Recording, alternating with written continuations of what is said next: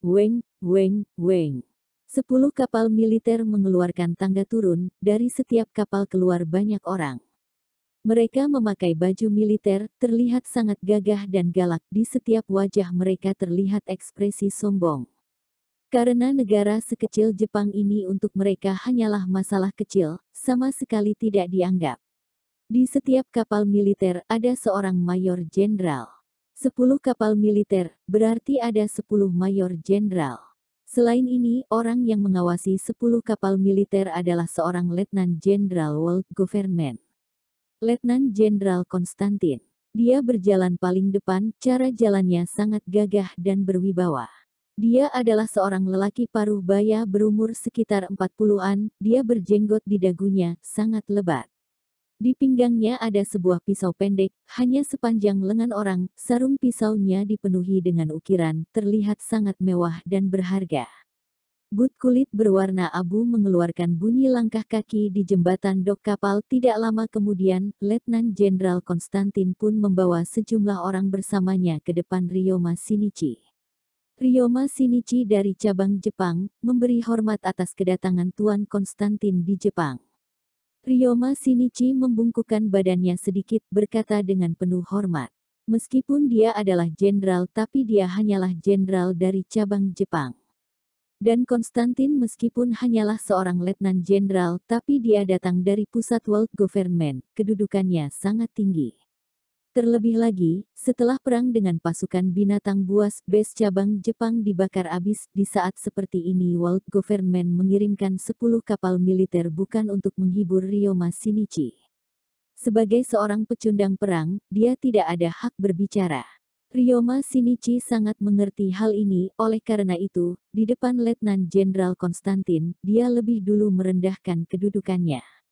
Umur Letnan Jenderal Konstantin lebih kecil beberapa tahun dibandingkan Ryoma Shinichi, tapi Konstantin sekarang sedikit pun tidak merasa tidak enak. Tatapannya dingin melihat ke Ryoma. Tuan Ryoma, setelah bagian pusat mendengar kekalahanmu, sangat marah. Kekalahanmu telah menyebabkan perubahan besar di dunia, memberikan pengaruh besar terhadap menurunnya kekuatan world government. Apakah Anda mempunyai penjelasan terhadap hal ini? Saya meremehkan kemampuan Windstalker, menyebabkan kekalahan, sudah berusaha sekuat tenaga, tidak ada yang bisa saya katakan lagi. Ryoma Shinichi berkata sambil menunduk. Letnan Jenderal Konstantin mendengus dingin, Tuan Ryoma, kamu salah di menganggap tinggi kemampuan sendiri. Windstalker adalah orang seperti apa? Bahkan Jenderal 5 bintang dari bagian pusat saja belum tentu bisa menyusahkannya. Kamu hanya seorang jenderal biasa di cabang Jepang, dapat kepercayaan diri dari mana yang membuatmu berpikir bisa mengalahkan seorang dewa terlarang. Tapi aku berhasil menangkap seorang bawahan dari Windstalker, masa saya melepaskannya begitu saja karena takut dengan kemampuan Windstalker? Kalau seperti itu, apakah bukan lebih mempengaruhi nama baik world government? Ryoma Shinichi tidak tahan dan bertanya balik. Tuan Ryoma, mohon perhatikan nada suaramu.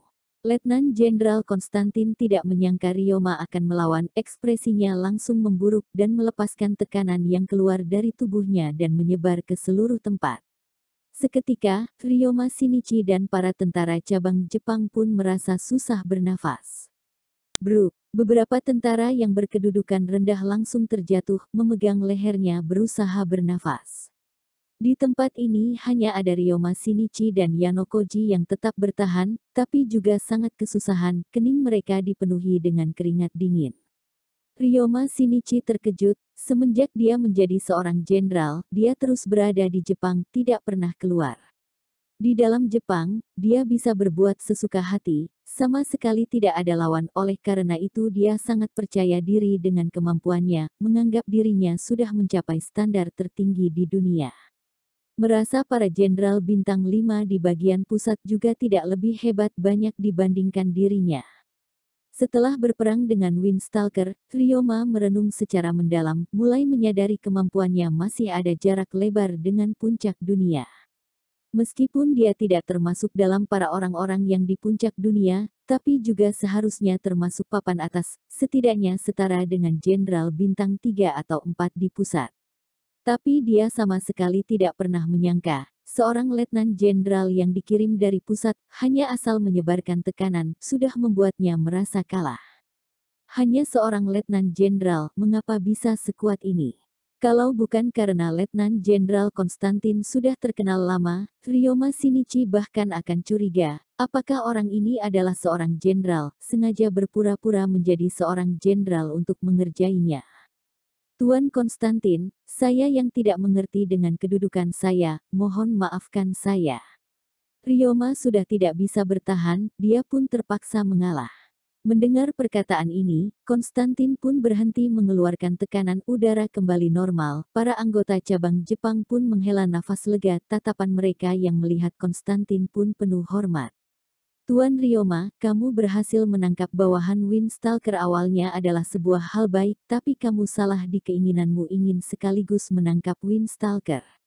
Konstantin mengkritik tanpa memberi muka. Kalau kamu langsung memberitahu pusat World Government, menyuruh bagian pusat mengirimkan bantuan datang ke Jepang, diam-diam menyerang, dengan kekuatan beberapa anggota pasukan binatang buas, sama sekali tidak bisa menang. Kita langsung menangkap Windstalker juga bukanlah hal yang tidak mungkin.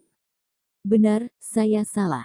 Ryoma Shinichi langsung menunduk. Sayang sekali, kesempatan sebagus ini terlewat begitu saja. Konstantin berkata tidak rela. Tuan Konstantin, sebenarnya saya baru saja mendapatkan sebuah informasi. Saya lagi-lagi berhasil menangkap seseorang yang penting bagi Windstalker. Ryoma Shinichi berkata dengan bimbang. Berhenti sejenak, Ryoma Shinichi pun berkata dengan semangat, kepentingan dia jauh melewati Higashino Keigo, asalkan kita mempergunakan dia, membawanya ke pusat dan mengeksekusi secara publik, Windstalker pasti tidak akan tinggal diam dan keluar menyelamatkannya. Saat itu, kita langsung menghancurkan daerah terlarang Windstalker, juga adalah hal yang sangat mudah. Oh, Konstantin menunjukkan ekspresi tertarik. CBD Jiangcheng. Gedung perusahaan besar Mo. Berdiri di depan pintu, Robert pikir dia datang ke tempat yang salah.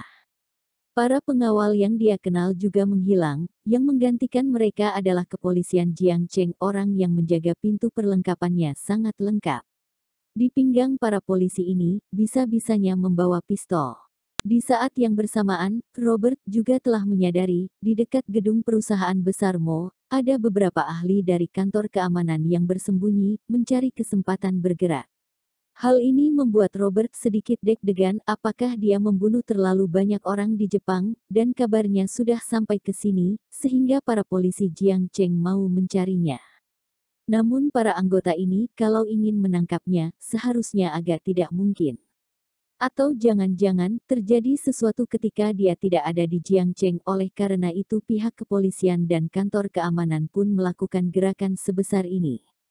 Dia sangat ingin mengeluarkan ponsel dan menelepon Sarah Lu dari kantor keamanan, bertanya apa yang terjadi tapi akhirnya tidak jadi. Dia melangkah dan berencana masuk ke gedung perusahaan besar Mo. Tunggu, kamu ngapain? Seorang polisi menahannya dan bertanya. Aku bernama Robert Kyu, seorang pegawai di perusahaan besar Mo. Robert menjelaskan, kemudian langsung bertanya, kalian dari pasukan mana? Kenapa polisi bisa berjaga di sini? Kamu adalah pegawai di sini, tapi tidak tahu sama sekali apa yang terjadi belakangan ini. Polisi itu bertanya dengan ekspresi aneh. Robert terlihat sedikit tidak enak. Beberapa hari ini saya dinas ke Jepang, baru kembali. Apa yang terjadi di Jiangcheng? Dia melihat ke kanan dan kiri, para pengawal perusahaan di mana. Mereka sudah berkorban, polisi itu berkata sambil menggeleng. Mendengar hal ini, Robert membeku, berkorban. Apa maksudnya? Robert. Saat ini, sebuah suara kaget terdengar dari dekat. Penanggung jawab pasukan polisi ini, Stephen Kin. Dia melangkah mendekati Robert, kamu sudah pulang. Kok Stephen? Robert melihat ke arahnya, kembali bertanya, apa yang terjadi? Sini, kita cari tempat duduk, aku jelaskan perlahan-lahan. Stephen Kin menghela nafas, ekspresinya rumit. Robert adalah wakil direktur perusahaan besar Mo, juga adalah tunangan direktur perusahaan. Kepulangannya langsung mendapatkan reaksi dari para pegawai. Setelah berbicara sebentar dengan para pegawai, Robert pun membawa Stephen ke kantornya sendiri. Duduk di sofa, ekspresi Stephen tetap serius. Robert, kali ini kamu ke Jepang, banyak hal yang terjadi di Jiangcheng, aku bahkan tidak tahu mau mulai dari mana. Santai, katakan secara perlahan. Robert mengeluarkan sebatang rokok, coba mulai dari apa yang terjadi dengan Tom DKK. Dimulai dari Tom, seluruh pengawal perusahaan besar Mo semua berkorban. Stephen Kin menatap mata Robert, berkata alasan pihak kepolisian datang berjaga di perusahaan besar Mo, adalah karena keamanan perusahaan besar Mo kurang. Meskipun lawan sudah mundur, tapi siapapun tidak berani menjamin dia tidak akan datang lagi. Siapa lawannya? Robert dengan pintarnya menangkap inti dari kalimat itu. Seorang perempuan Jepang, namanya Masami Chiba, dengan khusus berkata mau mencarimu, kata Stephen. Dia. Robert menunjukkan ekspresi kaget, kemudian tertawa dingin, tidak disangka aku ke Jepang mencarinya, dia malah datang ke CBD untuk mencariku, terlewatkan dengan sempurna, benar-benar tidak berjodoh. Berhenti sejenak, Robert berkata kesal, hanya dia seorang. Benar. Stephen mengangguk. Sandy kemana? Robert seketika menunjukkan ekspresi tidak senang. Dengan kemampuan Sandy, menghadapi satu Masami Chiba seharusnya tidak ada masalah, kecuali kalau anak ini sengaja malas-malasan, menghindari perkelahian, baru ada hasil seperti ini. Tuan Sandy bertarung dengan Masami Chiba dan terluka parah, sekarang sedang diobati di rumah sakit. Stephen menggelengkan kepala. Luka parah. Robert menyipitkan matanya. Mendengar kabar bahwa Sandy terluka parah, Robert sedikit tidak percaya. Nama samaran Sandy adalah Battle Ranger. Sudah 3 tahun, Robert tidak pernah melihat Sandy terluka. Luka dia sangat aneh, pernah disayat dengan pisau tajam, tapi tidak melukai kulit dan dagingnya, tapi setelah itu luka dalamnya sangat parah. Stephen menjelaskan. Setelah Busosoku Haki, badan menjadi keras dan kuat, tidak bisa disayat dengan pisau, tapi jurus ini hanya untuk kulit dan daging, kemungkinan organ dalamnya menerima serangan, membuat organ terluka. Robert menganalisa. Stephen menghela nafas, dia sudah berusaha sekuat tenaga, meskipun tidak menang, tapi berhasil menyusahkan lawan dan melindungi penduduk Jiangcheng. Berhenti sejenak, nada suara Stephen penuh hormat, kalau tidak ada dia yang menjadi perlindungan terakhir, perusahaan besar Mo kemungkinan besar akan dihancurkan oleh Masami Chiba. Mendengar penjelasan Stephen, kedua tangan Robert menopang dagunya, menunjukkan ekspresi serius, bahkan Sandy saja kalah di tangan Masami Chiba, aku meremehkan perempuan ini, sepertinya dia bisa mengalahkan Tuan Keigo bukanlah keberuntungan semata. Selain mengalahkan Sandy, apakah Masami Chiba ada mempengaruhi kota Jiangcheng? Tanya Robert. Robert, Mad Knife Gang yang kamu urus bisa dibilang hancur seluruhnya karena Masami Chiba. Stephen tertawa pahit. Robert adalah bos tersembunyi dari Mad Knife Gang, identitasnya ini tidak banyak yang tahu, tapi hubungan Stephen dengan Robert tidak biasa, oleh karena itu Stephen tahu sedikit rahasia. Crazy Sword tidak apa-apa kan? Tanya Robert. Dia tidak apa-apa, namun bawahannya itu, 10 anggota pusatnya, lebih dari setengah mati dan terluka, sekarang hanya tinggal 3 orang, kata Stephen. Baguslah kalau begitu. Robert mengangguk, ini masih dalam lingkup yang bisa dia terima. Masami Chiba awalnya ingin menghancurkan perusahaan besar Mo, namun di saat terakhir, juga Crazy Sword yang keluar menahannya, baru berhasil menyelamatkan perusahaan besar Mo, kata Stephen. Untung ada mereka, kata Robert. Melihat Stephen yang seperti ingin berbicara namun ragu, Robert tahu dia masih ada yang ingin dikatakan, dia pun berkata, Kak Stephen, kalau masih ada informasi, mohon katakan langsung. Robert, pembunuh yang bernama Rose itu ada hubungan apa denganmu? Robert bertanya setelah bimbang sejenak. Mata Robert menyipit, dia kenapa? Stephen bisa merasakan suhu di dalam kantor turun tajam, dia pun gemetar karena dingin, tersenyum pahit dan berkata, Robert, kamu jangan panik, aku katakan secara perlahan. Robert menarik tekanannya, maaf aku panik, dia adalah teman kuliahku, adalah teman baikku. Ternyata seperti itu. Stephen kaget. Dia apakah terjadi sesuatu dengannya? Robert bertanya sambil merenung. Dia ditangkap oleh Masami Chiba, alasan detailnya tidak jelas, kata Stephen. Robert mengelus keningnya, kepalanya terasa sedikit sakit, baiklah. Melihat Robert yang seperti kehilangan, Stephen juga tidak tahu harus berkata apa. Robert, kamu jangan terlalu khawatir. Masami Chiba hanya membawa pergi Rose, juga berkata jelas tidak ingin membunuhnya. Robert menggelengkan kepala, tidak ingin membunuhnya, namun membawanya pergi, yang berarti membiarkan dia hidup lebih bernilai dibandingkan membunuhnya. Kalau begitu apa rencanamu? Stephen King bertanya. Menjemput teman lamaku pulang. Robert berkata dengan pasti. Tatapannya mengarah ke Stephen. Kok Stephen, terima kasih kepada pihak kepolisian telah menjaga perusahaan besar Mo selama aku tidak ada di Jiangcheng. Terima kasih apa, melindungi keamanan penduduk adalah misi kami. Stephen segera berkata. Aku akan ke Jepang lagi, keamanan perusahaan besar Mo mungkin masih harus minta tolong kamu. Robert berkata. Stephen mengangguk, kamu pergilah dengan tenang, serahkan Jiang Cheng padaku. Setelah Stephen King pergi, ponsel Robert pun berbunyi, telepon dari Sarah Lu. Robert, aku dengar kabar kamu sudah pulang ke perusahaan besar Mo.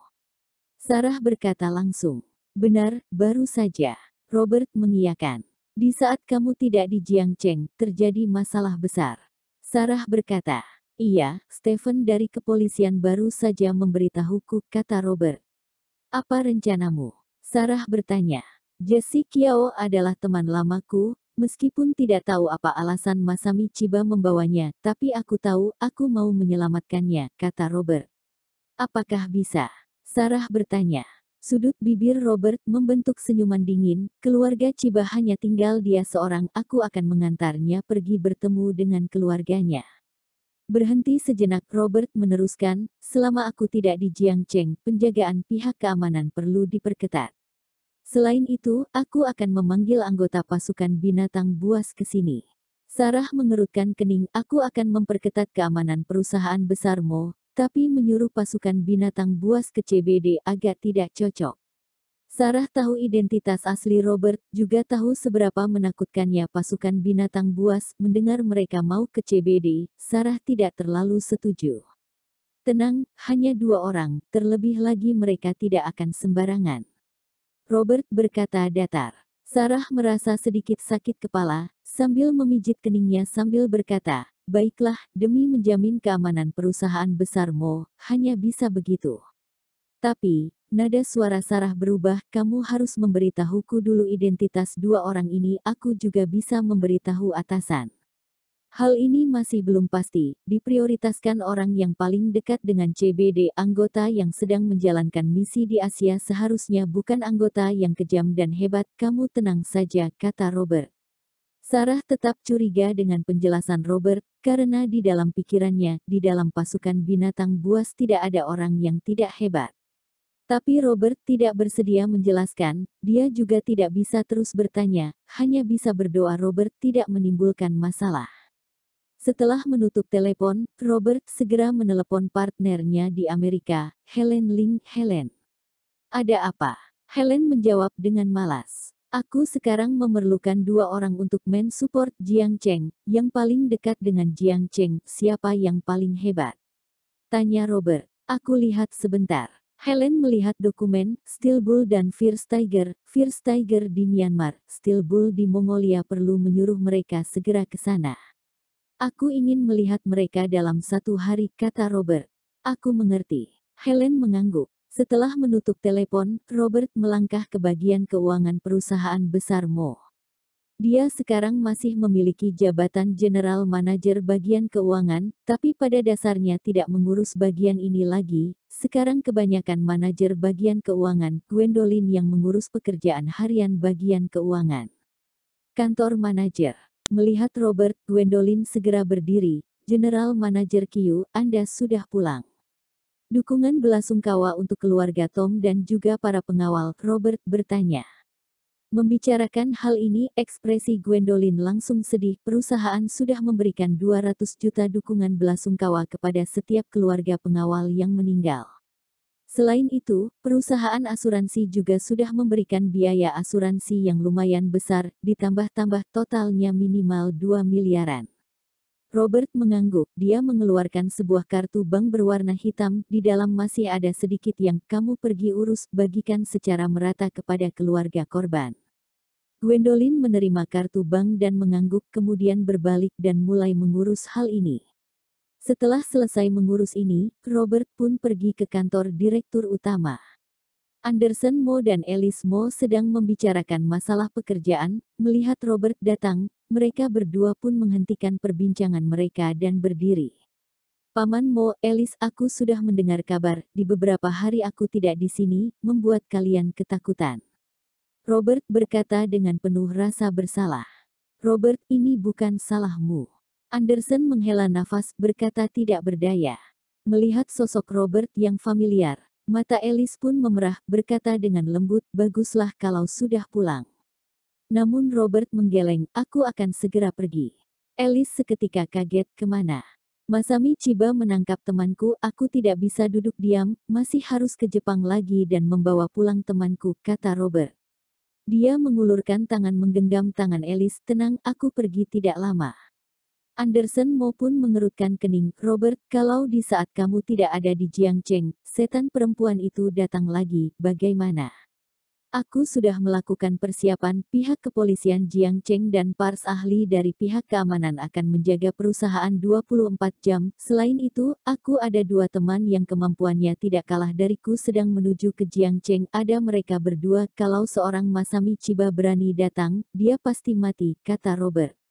Mendengar perkataan ini, Anderson Mo pun tenang, mengangguk dan berkata, aku juga pernah bertemu Nona Jessie, dia berpartisipasi dalam melindungi perusahaan besar Mo, aku mendukung kamu pergi menyelamatkannya. Harus berhati-hati. Alice Mo menatapi mata Robert, berkata lembut. Tenanglah. Robert mengelus rambut Alice sambil tersenyum. Rumah sakit umum Jiangcheng. Ruang gawat darurat. Berdiri di depan kasur pasien, Robert mengeluarkan sebatang rokok dan menyalakannya. Seketika kamar pasien dipenuhi asap rokok. Sandy yang terbaring di kasur pun batuk keras, kemudian tertawa, bos, berikan aku sebatang, aku ingin sekali merokok. Kamu jaga dirimu dengan baik, setelah keluar dari rumah sakit, ingin merokok sebanyak apapun tidak ada yang akan menghentikanmu. Robert meliriknya dan berkata. Sandy menunjukkan ekspresi sedih cemberut.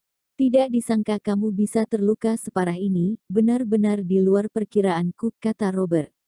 Membicarakan hal ini, ekspresi Sandy sedikit berubah, wajahnya penuh dengan ketakutan, kalau bukan karena aku sempat merasa ada yang aneh dan segera melakukan jurus Busosoku Haki, mungkin saja aku sudah mati saat itu juga. Coba jelaskan situasi saat itu dengan mendetail. Robert berkata sambil mengerutkan alis. Sandy segera menjelaskan style dan cara berkelahi Masami Chiba serta detail-detail kecil. 3 pusaka keramat Jepang. Mendengar Masami Chiba memiliki senjata yang hanya pernah muncul di legenda, Robert menunjukkan ekspresi kaget. Bos, aku hanya bisa bilang, 3 pusaka keramat Jepang ini benar-benar sesuai dengan namanya.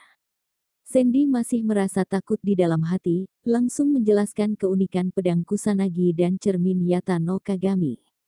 Sedangkan mengenai permata Yasakani no Magatama, Sandy tidak melihat Masami Chiba menggunakannya, hanya tahu kalau ini adalah sebuah senjata rahasia berlingkup besar, tidak tahu efeknya secara jelas. Setelah mendengar Sandy berbicara, Robert merenung, mengangguk dan berkata, aku akan berhati-hati. Bos, Rose ditangkap. Sandy berkata menyalahkan diri. Ketika Robert meninggalkan Jiangcheng ke Jepang, dia pernah memesan Sandy menjaga Jiangcheng. Namun hanya seorang Masami Chiba sudah hampir menghancurkan Jiangcheng, Mad Knife Gang dihancurkan, Sandy terluka parah, bahkan dia juga hanya bisa melihat Rose ditangkap begitu saja. Oleh karena itu, Sandy merasa sangat bersalah, menganggap dirinya tidak berhasil menjalankan misi.